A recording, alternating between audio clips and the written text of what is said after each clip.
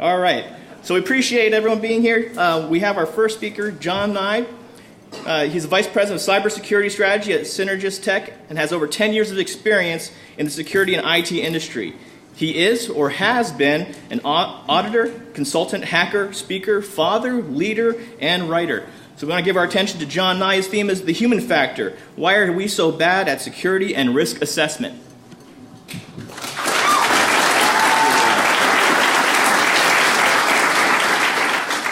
We'll see if you still want to clap when I'm done. So, as he said, my name is John Nye. I'll make the introductions brief because they've got a timer over here, and I got a lot to tell you about. So he already told you this. I do security. I was a pen tester for the last 10 years doing technical stuff, and I'm sick of seeing the same stuff over and over again, and I think we need to fix the root of our problem, and that's what I'm here to talk about. I work for a company called Exilio/Synergistic, and we do consulting mostly for healthcare. All right, so let's get this rolling. Wetware, which is all of you. We, and I mean by we, I mean we, every single human being are all biased. And I mean the most enlightened person you've ever met in your life, they're still biased. They have biases that control it. It's an ingrained part of our core selves, of our humanity, to have these.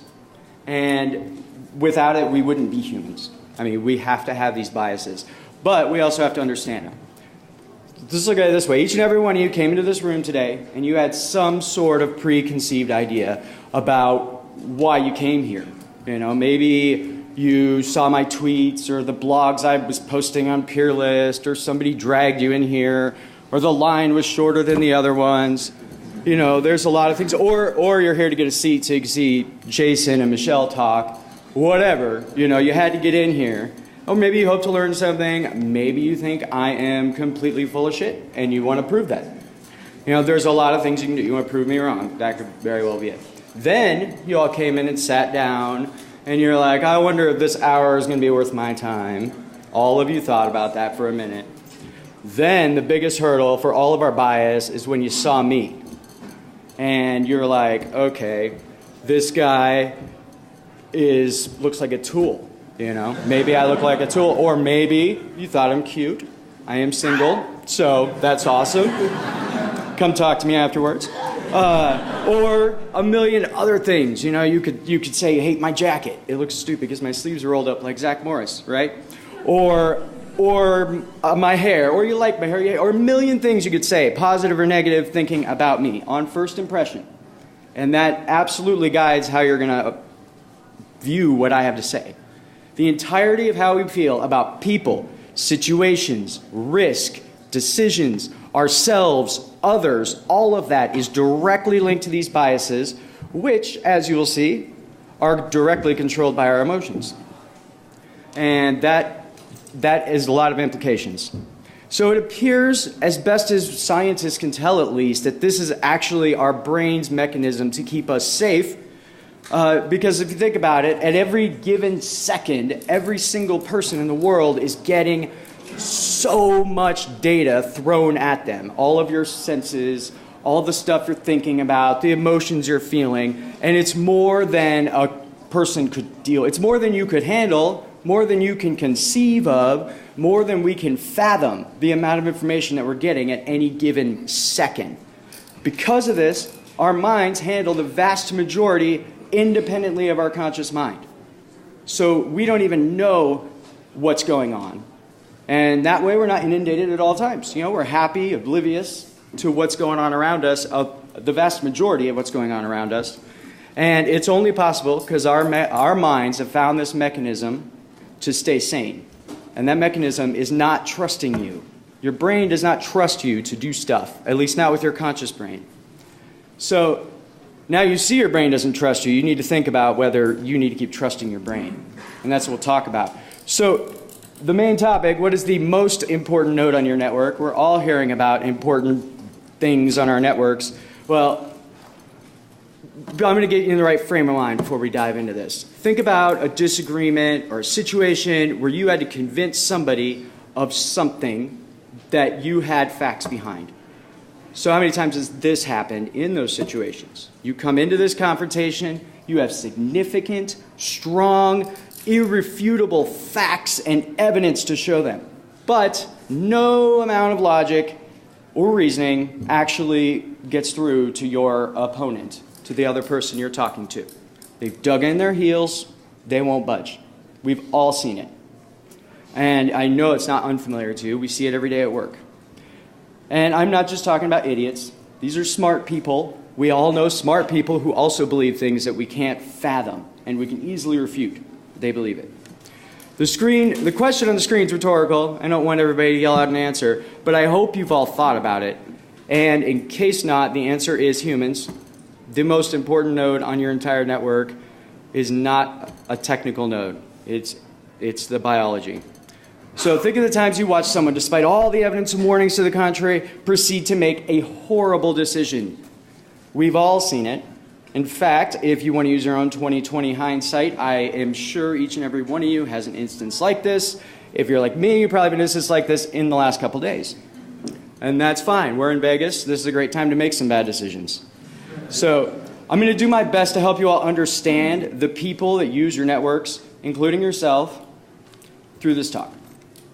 These are the broad topics we're going to cover. And as best, I'm going to, we're limited on time, so I'm going to bowl through all these things. But I want to tell you right now, this talk is an introduction. These are topics and concepts for which there are dozens of books, hundreds of research papers. I could not even begin to touch on all this if they let me talk all day, because there is so much. So what we need to do is all of us need to dig. We all need to start looking at this. There is science out there. There is information that can help us. And we'll look at the studies out there right now in decision-making, memory, perception. Their insights have been applied to all sorts of industries over the years with amazing success. Financial corporations use it because they know we're irrational, and it's helped them a lot. We see it in... anyways, we're going to look at decision-making, memory, and perception. And you'll better understand what we're getting ready to say here. So like Soylent Green, wetware is people. And people are the single most important asset on any network. Computers, let alone the network itself, only exist because people use them. And despite, or perhaps because of their best intentions, people are terrible at decision making and by extension, security. We're, all of our user education efforts, are those pointless? Can we better understand our users? Is that possible? These are the kind of things we need to answer. Knowing what makes people tick, that's the key to keeping our non-biological systems secure as well. The best hope we have to move beyond the reactive security model that we're all living in, as I know it feels like Groundhog's Day to me, is that we embrace the truths of human component of our networks. And we have to keep in mind this is a very difficult journey to take. Our brains are full of these safety mechanisms that make this stuff hard for us to grasp, and we consciously want to not believe it. Like, my brain doesn't do that to me. I make good decisions, etc. But all of this is applicable to everybody. Let's get an understanding of what perception is. So I want to start this section here with an illustrative story. Set the stage so you can begin to perceive what perception is. It's a very difficult concept for people to get, but story is one of the most powerful things you can use to illustrate concepts like this. So when I was a kid, my uncle, he collected horses, not like pretend horses. He had real horses, like draft horses and all this stuff. Well, I was a city kid, and I didn't know a lot about him, but he'd tell me about some pony that was growing up, and he was going to have to break the horse. I didn't know what that was, so I made up what it was in my head. And to me, what I pictured was like a horse owner, which was, of course, it's like a cowboy, rancher-looking guy. He's got leathery skin, a big bushy mustache, and he's always be like, "What you looking at?" Yelling at everybody. Sitting in his big, huge horse, and he would have to literally break this smaller horse, break it. That's what I imagined. So I picture him taking his lasso and lassoing this little horse, diving on it, doing some sort of Hulk Hogan-y, headlock, and literally breaking its back, and then nursing it back to health so it would be docile. That's what I pictured. And now that's not what breaking a horse is. I know people in here have dealt with it. Not that I really know much about it, but for a surprisingly long time, this preconception that was made up out of whole cloth by my 6 or 7-year-old mind, it stuck with me.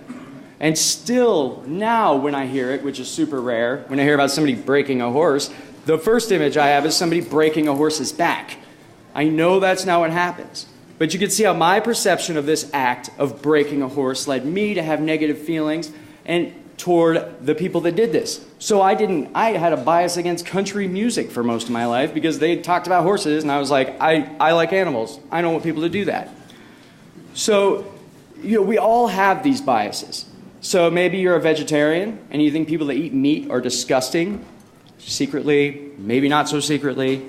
Or one that I see everywhere is with sports ball, whatever sports team you're into, the player for your rival team who you hate until they come to play for your team, and then they're great, and it's just the bias in there. So our perception is one of the most important things for us to understand. As humans, we have our own unique perception of the world, and the default setting of our perception is to be narrowly focused on our own point of view, with no concern for others. So by default, the world does revolve around you. By default, that's how it works. Again, another story about when I was younger. I lived near my grandfather, and he was a professor in sociology. And I didn't get to talk to him about that. I was too young. But one day, he did a really rare thing, and he took me out to lunch, which I think that was maybe the only time he ever did, and proceeded to tell my 8-year-old self a litany of life lessons that went in one ear and out the other because I was 8. Who the hell remembers that? But he did say one thing to me, and he said, "John, remember, it's all about perspective, and if you understand that, you can understand anything." Now, we're in a room full of hackers, and I honestly think that this is something that hackers do well. We excel at this. We're all able, but we need to use it beyond the need to approach systems and software from the perspective of an attacker. We need to use that skill to see the perspectives of our users, to see the perspectives of our coworkers, of the person that sits next to you. So rather than beating users, berating them with security requirements and making it harder for them to do their jobs at every turn, maybe we need to work to better understand them and better understand perspective. So there's a whole lot of special images, videos, and sounds out there that severely affect our perception and make us question what we're actually seeing. These images are here, these either illustrate perception, like in the 2 cartoons. That guy's seeing that number from 2 different angles, a completely different number. Or they show you something that appears to be something it's not. This thing in the upper left-hand corner, if you took a ruler to it, you would see that those lines are parallel, not askew as they appear to be. And it's because the pattern of blocks messes with our brains. Or you have other pictures, like the 2 on the right-hand side, that appear to be more than one thing at the same time. Is that a guy head-on or a profile? How many legs does that elephant have? So all these images illustrate how perception is not consistent. We are not all seeing exactly the same thing.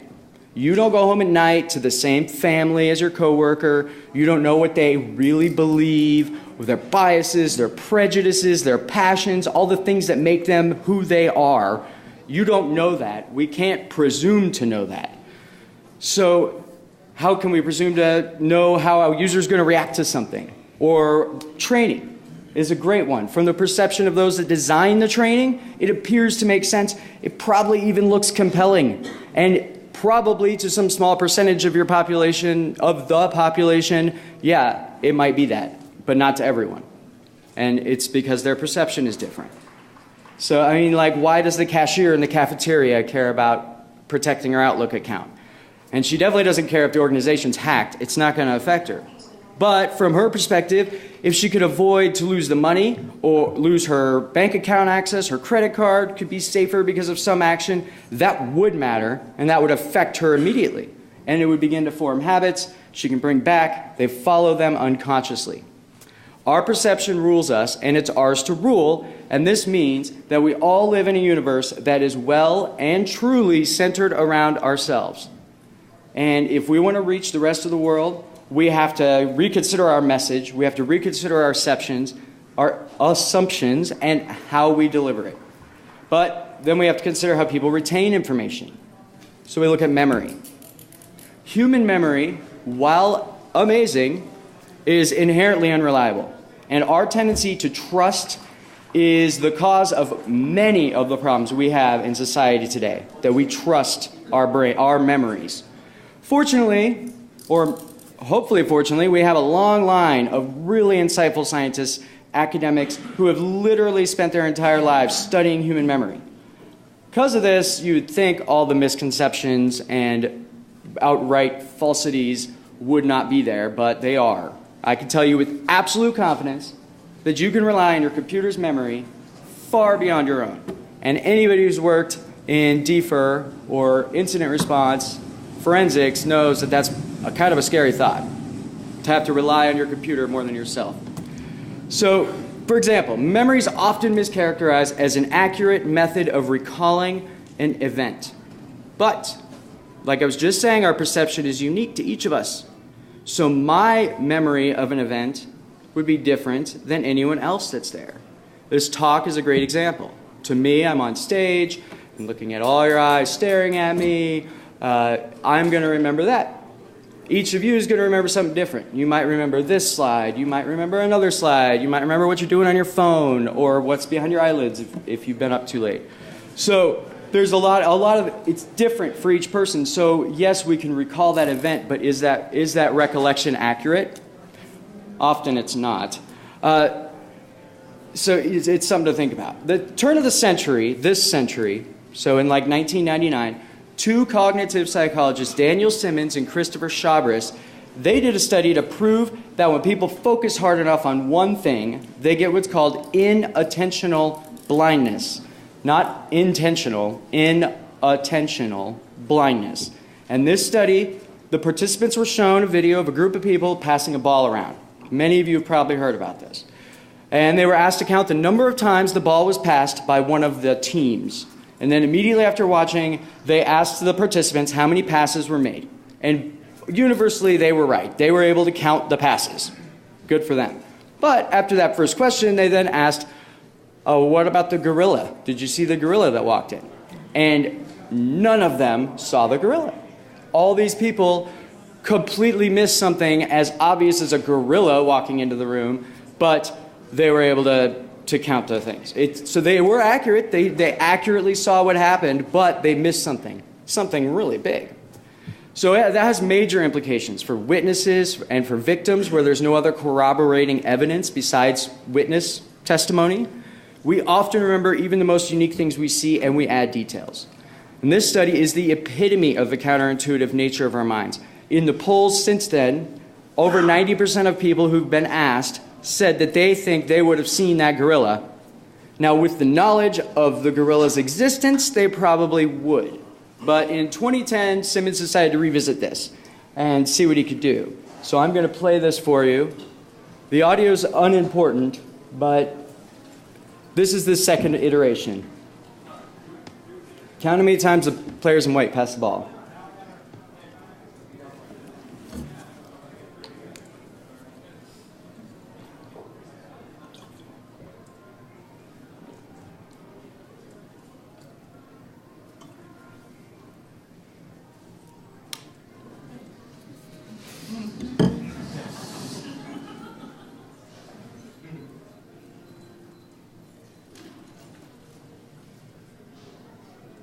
All right, so hopefully you guys 16. We all saw the gorilla because we expected it. But, so they say about half people miss it in real situations.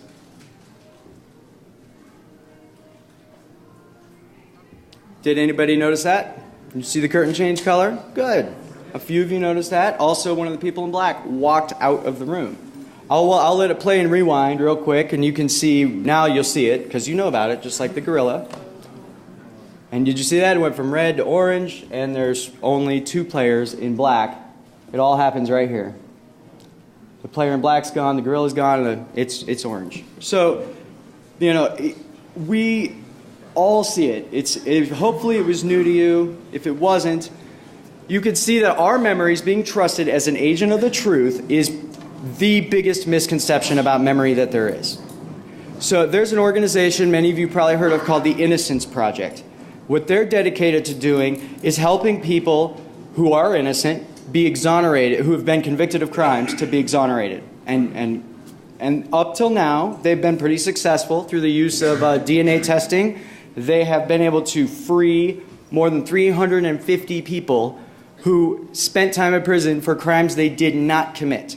But because of false memories, false witness testimony, they ended up in prison. Or biases. A lot of it is racial profiling, things along those lines. Biases we've all had to deal with. They also said on their website that on average, those people spent 14 years in prison before they were released. And they can only do this for cases in the US where DNA evidence exists. So the number of cases out there where there's not DNA evidence, and around the world, there are probably tens of thousands of people in prison because somebody remembered something wrong or thought they looked suspicious. And we all have to do that. So according to Dr. Julia Shaw, who I'll tell you more about in a moment, but she worked with these guys, and she said faulty memory played a role in 75% of those cases through her research. And that is, again, only in the US, only where we had DNA available. It's pretty scary. Dr. Shaw, who I highly recommend reading or watching, she's very entertaining, she wrote a book and released in 2016 called The Memory Illusion. And it rolls together decades of academic studies and research, and a bunch of research her and her colleagues have done, that she has specifically spent her career studying false memories and working to better understand how the phenomenon works. And after her work with the Innocence Project, she and some of her colleagues began to research a method by which false memories are formed and better understand how they impact our perceptions of reality. In one study, they gathered a group of subjects and they went to their parents. Of course, this is all college kids. It's research. That's what they deal with. So it's college kids that they got. They called all of their parents and they said, tell us about a couple of major events that you have a picture for that happened in their childhood. And they got, a trip to Disney World or going to England, whatever. They get a couple of real pictures of real incidents that happened and asked them questions about this incident. They then doctored up a third image that showed something virtually impossible. For example, Bugs Bunny in Disney World, hugging them, which, if you know anything about Disney, Bugs Bunny ain't never going to be in a Disney property. Another one was they convinced a guy that he had flown to England specifically to go have a picnic with the royal family, and showed him a picture of him with the Queen Mother, or with Queen Elizabeth. I'm not British. Sorry if I messed that up. But regardless, they were able to show, and without fail, all of these people believed that thing happened to them, and then produced more stories beyond just what was in the picture about these incidents. Every last one of them. It wasn't hard. It was trivial for them to do it. In the end, they were able to say that they can implant false memories in anyone trivially. It does not take a master or hypnotism or anything like that. Another thing she covers in depth in her book, and I'll touch on it briefly in a few minutes, but she talks about how to get through to subjects, how to make things memorable. And what it comes down to, the base of it, is arousal. And I'm not talking about sexual arousal. That's always the first thing that comes to mind. But in brain science, arousal is defined, it's defined by the medical dictionary as a state of responsiveness to sensory stimulation or excitability, or a state of behavioral or psychologic activation. In other words, your brain is active. You're paying attention. And it's a very powerful tool we can use to improve others' reactions to things like training, awareness. I know we all love that. And other important things that we need to deal with, like policies. But we need to look at decision-making real quick before we can talk about how to fix things. So our brains are evolved from animal brains, and that in the moment, the fight or flight instincts that we have inherited from our animal brethren are what take over. And some people are a little better at recognizing these effects, somewhat offsetting them, but decades of study, more of this, demonstrate that decisions made by people are as likely to be logical as the flip of a coin. So that's something to think about. For years, the security industry has been trying to figure out how to mitigate some of the issues that stem from the wetware that makes IT so insecure. But IT could be considered relatively new. Cybersecurity is also relatively new, like in the grand scheme of things. But none of these concepts are new. Since as long as people have had something to be scammed off of them, there's been other people taking advantage of our natural stupidity, our natural mistakes, our shortcuts that our brains take. And scams in general are nothing new, and neither is the desire to better understand why we're so terrible at seeing these dangers, at recognizing them and running from them. Oddly, according to a lot of psychological experimentation and research, one of the biggest reasons we're so terrible at identifying scams is the part of our brain we share with the animals. The fight or flight part of our brain is the mechanism that makes us jump to conclusions, make assumptions, see patterns that don't exist, and then we confidently use this misinformation to make our decisions, leading to many of the problems we all face every day. This part of our brain is controlled by our emotions and physiological impulses.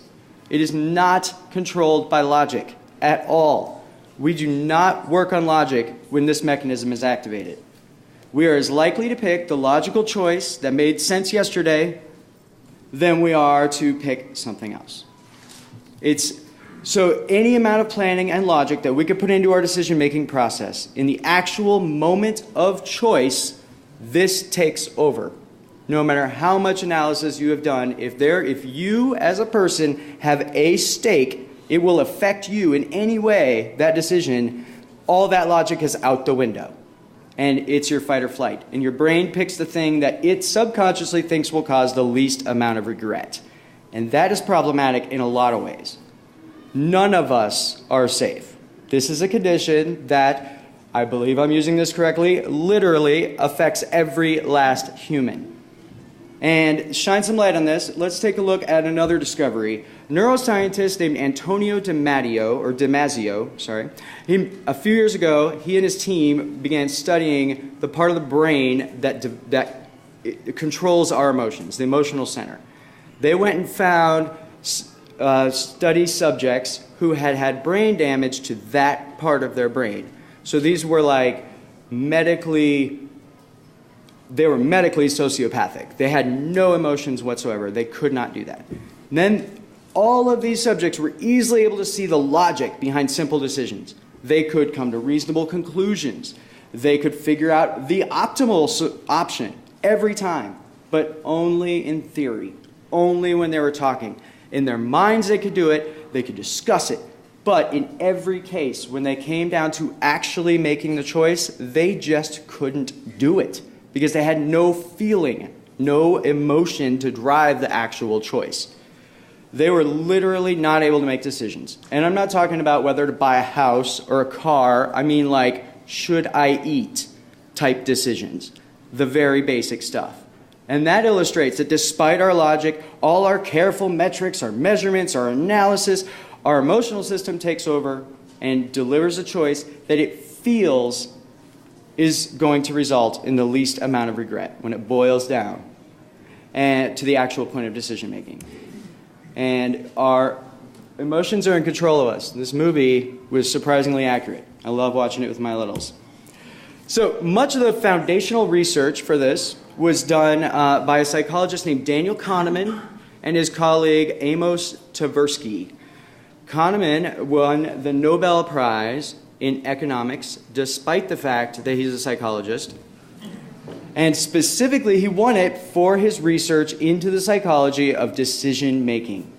And it was really simple for people to equate this and understand how this could apply to the field of economics.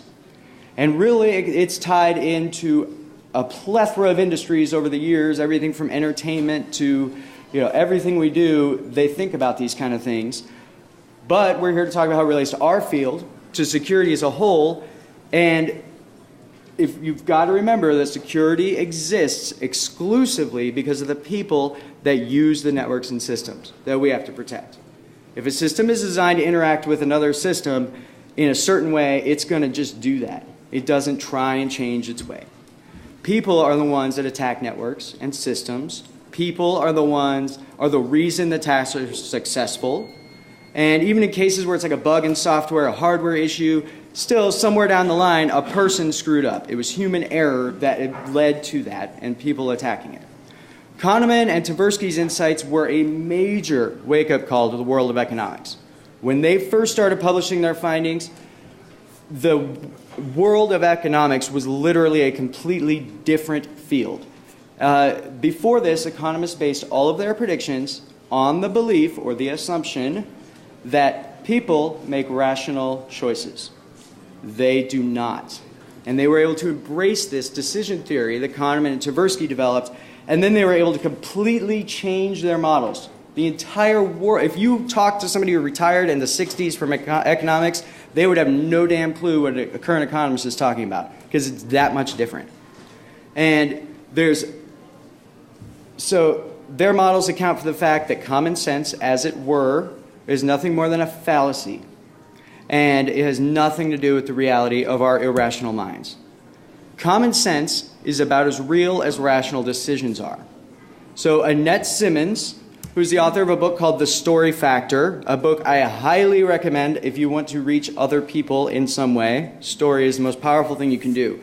She said, people are unconscious of most of their behavioral choices. If you ask someone why they did something, they're going to give you a good reason, a rational sounding reason. And it has nothing to do with the real reason. As a rule, we humans aren't even aware of making choices, much less why we make the choices we make. We do it that way because somebody told us to do it that way. It feels right. This is how people work. So there is no such thing as common sense. So just stop saying it, stop expecting it, stop thinking about it. Every single person is different. Their brains don't work the same as yours. You don't know them, not the real them. Common sense to each person is different. So we have got to stop that. That just makes me angry. Yes. So these revelations, among others, that these two came up with that we just don't have time to go into, but I highly recommend reading into this. Kahneman has several books out. He's done TED Talks. Watch it, read it, learn it. Anyways, this is the reason for the Renaissance of economics, a paradigm shift in the world in the art of negotiation. It changed how policies were written. It's affected every industry. And while it's relatively simple to see how it was applied to those verticals, why does it apply to InfoSec? Why do we care? Well, there is an overwhelming and pervasive misunderstanding of human nature in the world of IT. Not just security, IT period. And I'm not trying to say this is a dig to the industry that I love and that I am happy to be part of. I'm trying to say that we can do better. If we seriously want to move the industry forward, we have to begin to accept a few facts of life and work in sync with those instead of against them like we are now. But first, we need to break security down, or at least part of it. What is it really? It's a way to protect people, their property, and their livelihoods from entities that may cause them harm or distress. And we all see where this is going. It's back to people. I really want to reiterate, I am not telling you guys something new here. I am not a prophet from the future. This is old stuff. I'm trying to show you how we could use this to change our focus, humanize IT and security. People are the core component of all aspects that there are in security. Even the most analytical ones, like big data, threat analytics, they're all driven by people. Someone had to make the algorithms, somebody wrote the software, somebody manages the databases, they handle the reporting. Ultimately, a person has to confirm the analysis isn't just crazy. So people have to look at it all along the way. They're driving every component from the users we're securing to us doing the securing. And if we don't figure out a better method of influencing our users and even our peers, all the people we work with, then we can expect an endless loop like this GIF, or GIF if you prefer. And as we all know quite well, the vast majority of attacks start from the inside, and that is done with social engineering in most cases. Basically, every single type of social engineering attack uses these tactics to take advantage of human emotions and our natural tendencies to take shortcuts. So, Chris Hadnaghy and Jason Street, these guys are all talking about this stuff all the time. There are people out there preaching about it. But we need to figure out how we can better adapt, how we can actually make the right change. Technology is not new, but it could actually be said to have started with the invention of the wheel. For all of human history, we've been striving to make our lives better with technology. It began with the wheel, or maybe fire, paper, printing presses, plumbing, electricity. All of these are old technologies, and they are all ingrained in our lives. We deal with them every day. We couldn't live without them. God, I wouldn't want to not have electricity here. None of these, they didn't have any friction in becoming that way. They are irreplaceable. There was no problems. They have no problems sticking around in our lives. They're not going anywhere. All these technologies have one thing in common. Each and every one of them was invented specifically to deal with a problem that all people face, like going to the bathroom or turning on the lights. So these are technologies that interjected in our lives to fix a problem we already had. Computers were invented to solve a problem, but not a problem that most people face, which was cracking codes. And I know that my mom doesn't crack codes or know what that would mean, but she uses a computer. We've done a really good job of interjecting computers, IT, and all of its myriad iterations into our daily lives. And it's certainly irreplaceable. I couldn't live without the internet. But I'm of the opinion that there's been too little focus on the human element. We made a keyboard, a mouse, a monitor, and we were like, we're good, people can use it, they can interact, Now, this is not entirely true. We build interfaces. There's operating systems that are foolproof-ish, User experience gets plenty of buzz. I know I hear that word all the time. So, they talk about it, but it's not happening. It affects all of us, the networks we're charged with securing, and certainly the users, which includes our friends, our families, our loved ones, not just the girl that works in the cafeteria. Con artists have been using all these flaws of the human for as long as there's been people, as long as there's been a society. And what they're really good at is fooling people into thinking that something is their own idea, which is the same thing our brains do. So they either convince them that the idea is their own, or that the con is something that is more advantageous to the mark than it is to anybody else. And they have to believe this. And we all know that this body of knowledge has been incorporated into social engineering, and it's almost indistinguishable now from the old tricks that worked for centuries. It's similar things. The primary key to the success of these methods is to convince the mark that whatever plan they're being swindled into is either somehow their own idea, or that the idea is so much more beneficial to them than anybody else, including the instigator. And these are basic psychology. They don't require technology to work, but technology, especially at its current form, has made the perfect vehicle. Hence the popularity of this village, and talks, like mine and Jason's and Michelle, who's talking after me. All these insights can be applied to other aspects of InfoSec, and even the most exciting part, social engineering, in case you didn't guess. But to do that, we need remedies. Now, I do not have the answers. This is something that we all need to figure out. But I have some ideas. We've been building our security solutions on false assumptions from the beginning. How can we expect to secure something as irrational as humans are? The answer is relatively easy. We do what the world of economics did more than 40 years ago when Kahneman and Tversky shared their findings. We change our assumptions. We no longer build our models, our software, and whatever on the assumption that users are going to make rational choices. This doesn't leave us in the lurch. We are not completely screwed. Rather, if you think about it, this kind of assuages that itch that we're all feeling, that eternal, that inkling that something's just not right. which has been driving me crazy for 10 years of pen testing. Something doesn't seem right. Something isn't right. And we have to try and change that. It seems to me that the latest tactic I see to deal with the human aspect of security for most organizations, and I work at a consulting firm, so I deal with a lot of different organizations, is to do one of two things. One is put their head in the sand, which is no SE on this engagement, we know we're going to fail. We aren't going to do a phishing because we know we're going to fail. That is putting your head in the sand and ignoring the problem, and that's not going to help. And I know we've all heard that crap all the time.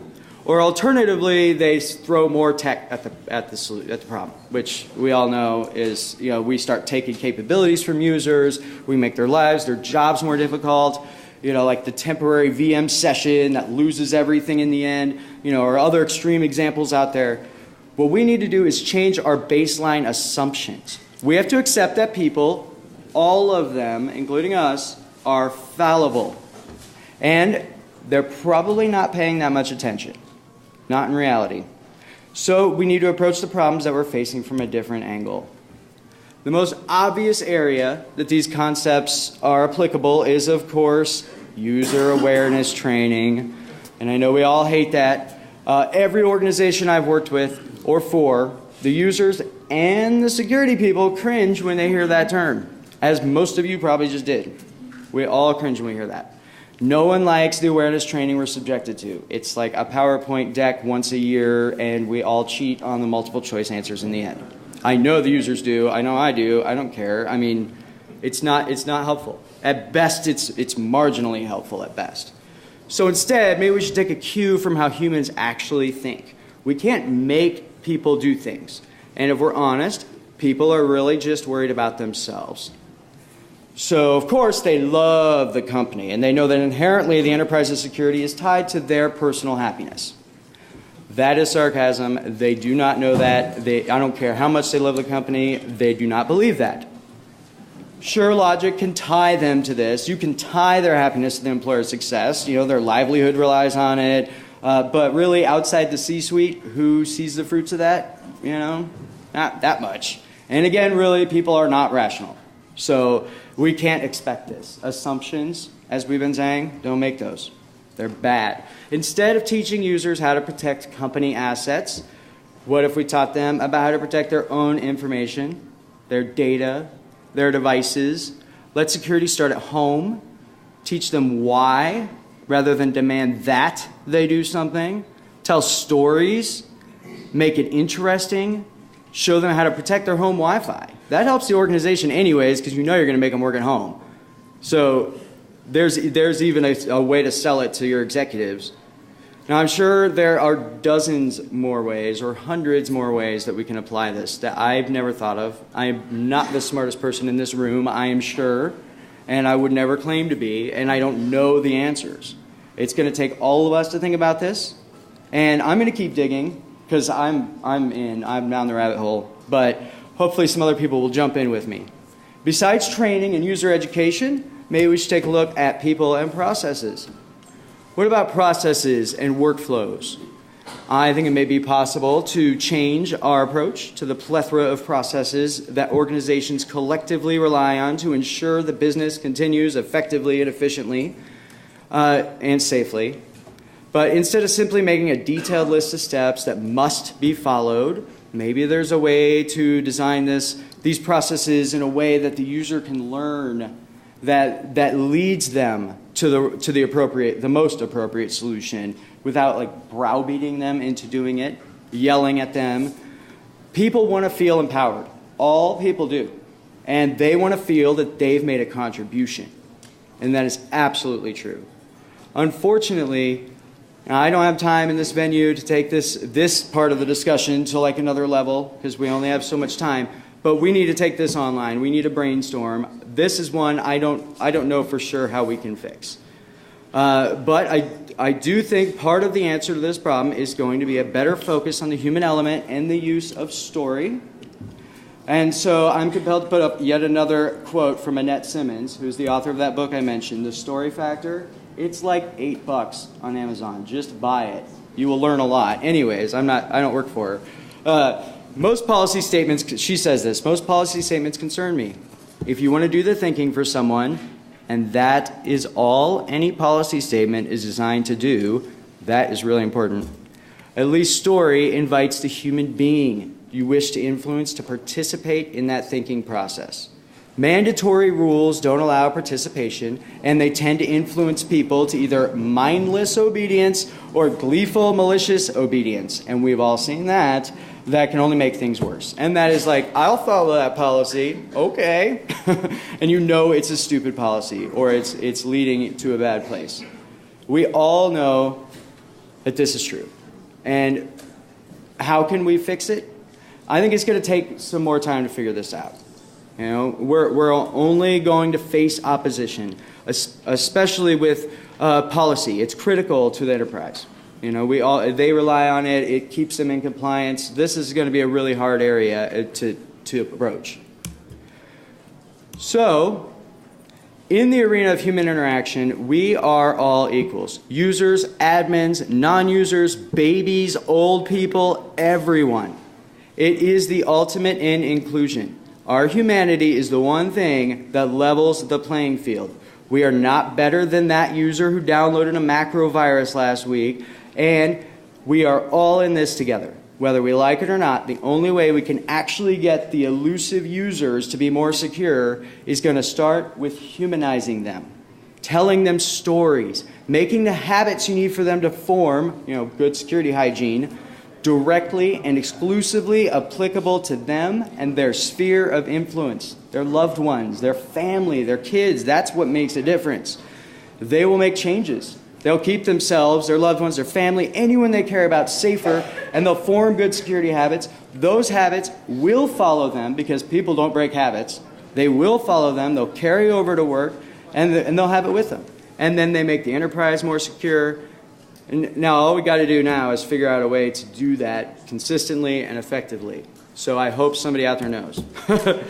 None of this is news, as I said. And although we don't, as a collective, consider this consciously nearly enough, we are all fallible.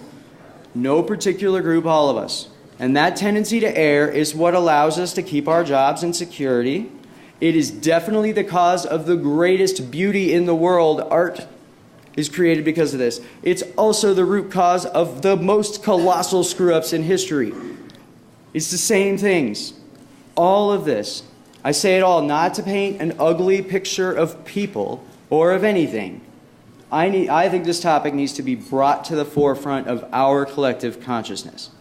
As a group, and now I'm talking about security people, the people who are here, we have some of the greatest problem-solving minds, the greatest creative thinkers in the world in this community.